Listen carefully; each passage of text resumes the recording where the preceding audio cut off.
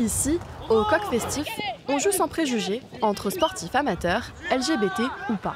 Benjamin a trouvé sa place dans cette équipe inclusive. C'est toujours un petit peu compliqué d'être gay dans une équipe, surtout entouré de garçons, pour les questions de vestiaire, par réflexe ou avec des fantasmes un peu mal placés. Les gens se disent je veux pas qu'un gay me regarde. Je me sentais pas à ma place d'un point de vue extérieur, donc ouais, c'était parce que les clubs sont inclusifs que ça m'a fait venir.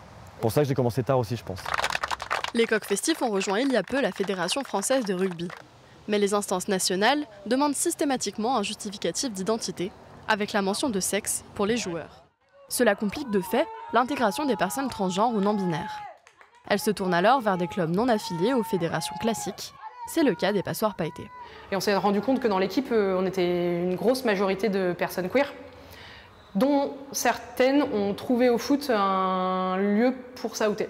On a le droit d'être là qui on est, on peut être non-binaire, on peut être trans, on peut aller bien, pas bien. En fait, c'est retrouver une sorte de micro-famille aussi où on peut parler d'autre chose que du foot. La participation des personnes transgenres dans les compétitions sportives est un enjeu majeur pour la communauté qui critique leur exclusion dans certaines disciplines de Paris 2024.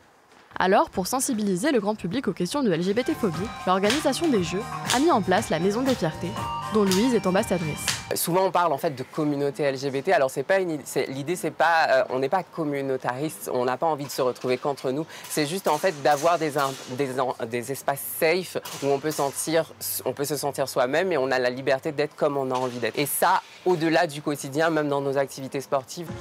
L'artiste espère que son rôle aidera à faire évoluer la représentation des personnes transgenres dans les Jeux Olympiques et Paralympiques cette année.